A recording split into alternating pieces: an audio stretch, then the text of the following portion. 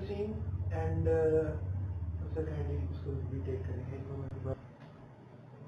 Bismillahirrahmanirrahim. Dear students, I am Samila Naseem and I am representing Mastery.com. Today we will start our next lecture on physics first year, and we will continue from topic 1.2. This video will be the second part of topic 1.2.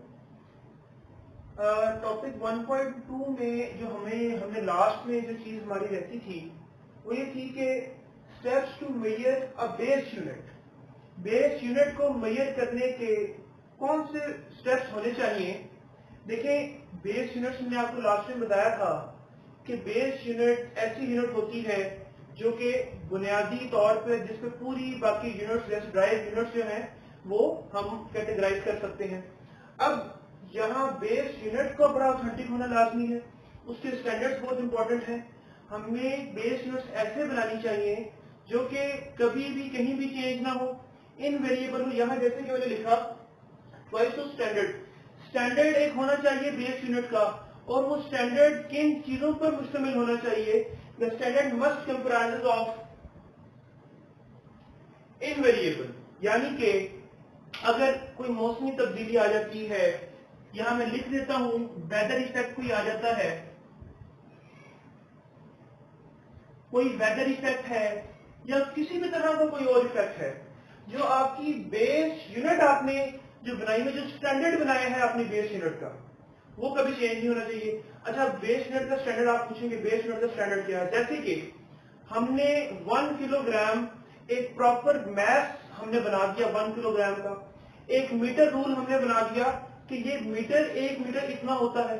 वो metre rule, वो 1 kilogram का जो एक math बनाया है, वो मौसमी तब्दीलियां हो, किसी भी और तरह की तब्दीली हो, that must not change. This is basically invariable. Number 2, ये एक्सेसिबल होनी चाहिए. एक्सेसिबल का क्या मतलब है? एक्सेसिबल का मतलब है कि इजीली अप्रोचेबल हो, कि आप 1 किलोग्राम जो मैथ है उसका जो स्टैंडर्ड है आप उसको इजीली अप्रोच कर सकें. अच्छा, अब एक बड़ी इंपॉर्टेंट चीज कि जो जितने भी पहले आपको पता है पहले एक स्टैंडर्ड बनाया गया 1 किलोग्राम का, और ऑल अक्रॉस द वर्ल्ड वो स्टैंडर्ड, उसी स्टैंडर्ड को मद्देनजर रखते हुए तमाम तर पूरी दुनिया में हमने कैलिब्रेट करके, उस स्टैंडर्ड से कैलिब्रेट करके डिफरेंट और चीजें भी और भी हमने ऑब्जेक्ट्स बनाए हैं. इसके बाद आप देखें नंबर 2 हमारे पास पॉइंट है एस्टेब्लिशमेंट ऑफ प्रोसीजर. एक प्रॉपर प्रोसीजर होना चाहिए कि किस प्रोसीजर पे क्या ऐसा प्रोसीजर हो कि हम बेस जो हमारी यूनिट्स हैं उनका एक प्रॉपर आइडियल स्टैंडर्ड सेट कर सकें. कौन से ऐसे प्रोसीजर हो, किस तरीके से हम उसको इनवेरिएबल कर सकें और एक्सेसिबल बना सकें. तो ऐसा प्रोसीजर बनाया जाए जिसकी मदद से हम एक आइडियल स्टैंडर्ड बना सकें किस चीज का, बेस यूनिट का. Now we will move on towards our next topic which is 1.3 International System of Units. Dear students, in 1960, a committee agreed on the set of standards, definitions to describe physical quantities. The establishment of this standard is then called System International. यानी कि एक आपके पास standard बनाया गया 1960 के अंदर, एक committee बैठी, उन्होंने ये कहा कि भाई हम एक स्टैंडर्ड बनाए यूनिट्स का जो कि कभी चेंज ना हो. पूरी दुनिया में 1 किलोग्राम वेट जहां जो है पाकिस्तान में वही बाकी ऑल अक्रॉस वर्ल्ड हो. वो जो स्टैंडर्ड, वो जो कमेटी बैठी उसने उस स्टैंडर्ड को नाम दिया सिस्टम इंटरनेशनल. और अब सिस्टम इंटरनेशनल की बेस पे हमने 3 यूनिट्स बनाई है, 3 कैटेगरीज में इसको डिवाइड किया है. Number 1 is base unit, number 2 drive and number 3 supplementary unit. अब बेस यूनिट्स क्या होती हैं आपको चार्ट में विजिबल हो जाएगा कि बेस यूनिट्स तमाम तर बेस क्वांटिटीज की यूनिट्स हैं. यहां मैं लिख भी देता हूं the units of base quantities. Base quantities की जो यूनिट्स होंगी वो आपके पास क्या होंगी, बेस यूनिट्स होंगी. और जो ड्राइव क्वांटिटीज की यूनिट्स होंगी वो कौन सी होंगी, ड्राइव यूनिट्स. अब हमारा नेक्स्ट है सप्लीमेंट्री यूनिट्स। ये स्टूडेंट सप्लीमेंट्री यूनिट्स में हमारे पास होता है ऐसी यूनिट्स जो कि ना तो बेस यूनिट्स में कैटेगराइज की जा सके, ना ही ड्राइव यूनिट में कैटेगराइज की जा सके। इनके लिए एक अलग यूनिट का एक अलग नाम दिया है ऐसा यूनिट ने, जो कि इनको कहा गया supplementary units. According to supplementary units, these are certain units that are not classified in either base or derived units। ये इसकी डेफिनेशन हो गई। अब इसके बाद देखें, ये यहां मैंने जो लिखा है, ये चीज मैं हाईलाइट कर रहा हूं कि ये सप्लीमेंट्री यूनिट्स कैसी यूनिट्स होती हैं। बेसिकली ये आपके पास ज्योमेट्रिक यूनिट्स होती हैं। अब ज्योमेट्रिक का क्या मतलब है, आप यहां देख सकते हैं, ये एक मैंने सर्कल बनाया, इसमें मैंने एक रेडियाई, दो रेडियाई मैंने शो किए हैं और एक आर्क है। सिमिलरली ये भी एक मैंने सर्कल बनाया, इसमें भी मैंने एक डायग्राम शो की हुई है। तो ये सारी की सारी डायग्राम, अगर ये डायग्राम हम नहीं बनाते, हम स्टीर रेडियन को प्रॉपरली डिफाइन नहीं कर सकते। ये डायग्राम नहीं बनाते, हम रेडियन को प्रॉपरली डिफाइन नहीं कर सकते। सो हम ज्योमेट्रिकली ये जो सप्लीमेंट्री यूनिट्स हैं, इनको हम कहते हैं ज्योमेट्रिकल यूनिट्स है और इनको ज्योमेट्रिकली ही एक्सप्लेन कर सकते हैं। अब सप्लीमेंट्री यूनिट्स कितने टाइप की होती हैं? Supplementary units are only of two types. दो टाइप्स है सप्लीमेंट्री यूनिट्स की, दो से ज्यादा इनकी टाइप्स नहीं है। एक है रेडियन और एक है स्टीरेडियन। अब जो रेडियन है ये हम कहते हैं प्लेन एंगल के लिए, whereas the steradian is for solid angle। अब थोड़ा मैं आगे जाके आपको बताऊंगा प्लेन एंगल क्या है, सॉलिड एंगल क्या है। हम पहले रेडियन और स्टीरेडियन को देख लेते हैं, ये क्या है। देखिए बच्चे, रेडियन आपके पास एक प्लेन एंगल होता है। ये देखें, एक टू डायमेंशनल, ये जो मैंने डायग्राम बनाई है, ये टू डायमेंशनल एक प्लेन एंगल है और इसके दो रेडियाई हैं।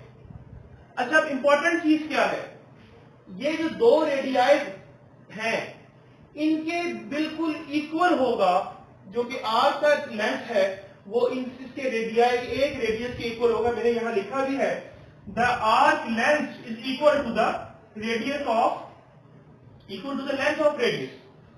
अब हम इसको पढ़ लेते हैं, ये कैसे बनता है। The radian is the plane angle between two radii, one radii and the second radii. Two radii of a circle which cut off on the circumference। ये देखें, यहाँ कट ऑफ, एक यहाँ कट ऑफ हो रहा है, एक यहाँ कट ऑफ हो रहा है। Cut off on the circumference and arc equal to the length of radii। जैसे कि यहाँ लिखा, रेडियस के लेंथ के इक्वल ये जो आर्क बनेगी, ये भी जो आर्क बनेगी, इसकी जो लेंथ होगी वो किसके इक्वल होगी, ये जो आपने रेडियस बनाया है ये आर्क इसके इक्वल होगी। अब हम स्टीरेडियन की बात करते हैं। स्टीरेडियन एक सॉलिड एंगल है। सॉलिड एंगल का क्या मतलब कि एक थ्री डायमेंशनल एंगल बनता है स्टीरेडियन का। 3D एंगल है, subtended at the centre of sphere. Sphere के सेंटर से स्टार्ट होगा, by an area of its surface equals to the square of radius of the sphere। अब देखो, ये पहले एक आर्क थी, एक सिंगल आर्क थी, तो one arc is used over here. यानी कि हमने कहा जब एक सिंगल आर्क बन रही है, टू डायमेंशन में आर्क बन रही है, तो आपके पास रेडियस एक आर्क के डिस्टेंस के इक्वल है। अब यहां देखिए जरा, ये तकरीबन दो आर्क्स हमने यहां शो की। ये थ्री डायमेंशन में इस एंगल को हम शो करेंगे, हम थ्री डायमेंशन में इसको बताना चाहेंगे, लिहाजा इसका जो रेडियस होगा, ये जो आर्क लेंथ हमने जो यहाँ कहा था, वो तकरीबन क्या होगी, रेडियस जो रेडियाई हैं उनके स्क्वायर के इक्वल होगी। अब डियर स्टूडेंट्स, आप एक बात बड़ी इंपॉर्टेंट है कि ये जो चीज है स्टीरेडियन, ये हमने डेली लाइफ में हम कहाँ यूज करते हैं, क्या हमने कभी देखा है ये? आई थिंक आप लोग बड़े हो गए हैं, आपने कॉर्नेटो तो लाजमी खाई होगी, वॉल्स की या फिर ओमोर की हो, कॉर्नेटो तो खाई होगी। अब जब कॉर्नेटो का जो वेफर होता है, आइसक्रीम नहीं, लेकिन जो उसका वेसल होता है वो आपका स्टील रेडियन की बिल्कुल सूरत में होता है, वो बेसिकली आपका एक सॉलिड एंगल होता है। अब हम आ जाते हैं फिजिकल क्वांटिटीज। देखिए, आपसे अगर कोई पूछता है what can be the physical quantity for the radian और फॉर द सी रेडियन, अब ये वही फिजिकल क्वांटिटी, जैसे फिजिकल क्वांटिटी एक लेंथ थी, ऐसे ही एक फिजिकल क्वांटिटी प्लेन एंगल है। जैसे एक फिजिकल क्वांटिटी वेलोसिटी थी, ऐसे ही एक फिजिकल क्वांटिटी सॉलिड एंगल है। तो सॉलिड एंगल है, लेकिन उसकी जो एसआई यूनिट है वो क्या है? Radian and C radian. Radian is symbolized as RAD, whereas the C radian is symbolized as SR। अब यहाँ एक इंपॉर्टेंट चीज, इनको भी आप फिजिकल क्वांटिटीज में लिख सकते हैं। फॉर एग्जाम्पल, आपके पास कोई MCQ आ जाता है, which of the following is physical quantity, इसमें आपको रेडियन दिया जाएगा, सी रेडियन दिया जाए, फिर प्लेन एंगल दिया जाए, और ऐसे ही आपको एक लेंथ दे दी गई किलोमीटर की या किलोग्राम की, तो उसमें जो फिजिकल क्वांटिटी है वो प्लेन एंगल होगा या सॉलिड एंगल होगा। तो दिमाग में इस बात को रखें कि plane angle and solid angle are physical quantities and the units are radian and C radian. अब हमारे पास है scientific notation. Dear student, scientific notation में होता ये है कि कोई भी हमें डेसिमल नंबर मिल जाता है, उसको हम एक्सप्रेस करते हैं इन द पावर ऑफ 10। अब इसकी हमारे पास डेफिनेशन है, the numbers expressed in the standard form called scientific notation which employees power of 10। इसकी एग्जांपल देखिएगा, ये इसकी एग्जांपल है। देखिए, आपके पास नंबर है 134.7। अब साइंटिफिक नोटेशन कैसे बनेगी? साइंटिफिक नोटेशन के अंदर हम डेसिमल पॉइंट को बिटवीन फर्स्ट टू जो डिजिट्स हैं उधर तक हम लेके आते हैं। जैसे कि यहां मैं लेके आया, तो डेसिमल पॉइंट है उसको फर्स्ट टू डिजिट्स तक लेके आएंगे। अच्छा, अगर आपने डेसिमल पॉइंट को लेफ्ट साइड से मूव करवाया है तो आपकी जो पावर है वो पॉजिटिव होगी। अगर आपने between first two digit, between two non zero digits, यहां एक बार बड़ी नोट करें, between first two non zero digits, first two non zero digits, ये भी नॉन जीरो थे। अब हमने यहां से लेफ्ट साइड से इसको यहां मूव करवाया, पॉजिटिव पावर आ गई 10 की। जितने डेसिमल पॉइंट्स आप मूव करवाएंगे, ये देखिएगा 1 एंड 2 डेसिमल पॉइंट हमने मूव करवाया, हमने पावर लिखी 10⁻²। सिमिलरली अब फर्स्ट नॉन जीरो डिजिट तक हमने लेके जाना है, यहां से आपने मूव करवाया 1, 2 एंड 3। अब 3 डिजिट्स आप गए हैं राइट साइड पे, तो बड़ी सीधी सी बात है कि पावर क्या आ जाएगी? 10⁻³ अब इसके बाद ये मैं कुछ और भी एग्जांपल्स आपको देता हूं, जरा और कीजिएगा।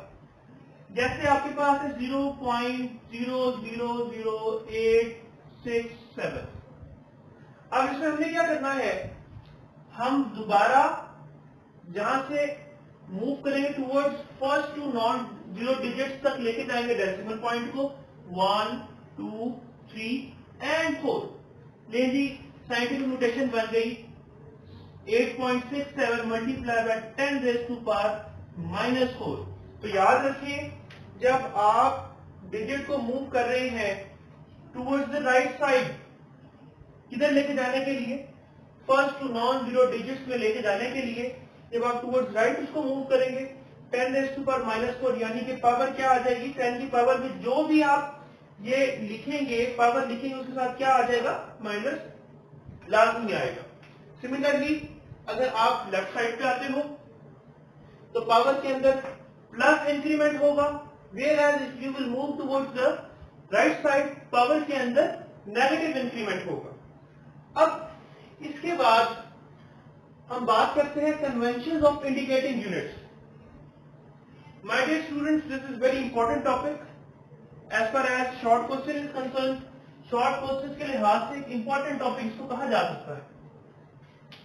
इसमें सबसे पहले यहां मैंने लिखा है, full name of unit does not begin with a capital letter. अगर तो यूनिट का नाम, full name of unit can not begin with a capital letter if the name of unit is against the name of scientist, अगर scientist के name के पीछे हमने units का नाम लिखा है, फॉर एग्जांपल फोर्थ यूनिट है न्यूटन, अब एक साइंटिस्ट है न्यूटन जिसके वजह से हमने फोर्स का जो यूनिट है उसको न्यूटन कहा गया। अब जब न्यूटन को आप फुल स्पेलिंग में लिखेंगे तो फर्स्ट लेटर कैपिटल नहीं लिखेंगे। सिमिलरली प्रेशर यूनिट होती है पास्कल। अब पास्कल का जब आप फुल फॉर्म लिखेंगे, पास्कल पूरा नाम जो आप लिखेंगे, आप इसका फर्स्ट पी और ए कैपिटल नहीं लिखेंगे, सॉरी फर्स्ट लेटर आप इसका कैपिटल नहीं लिखेंगे, PASCAL pascal, but the first letter will not be capital.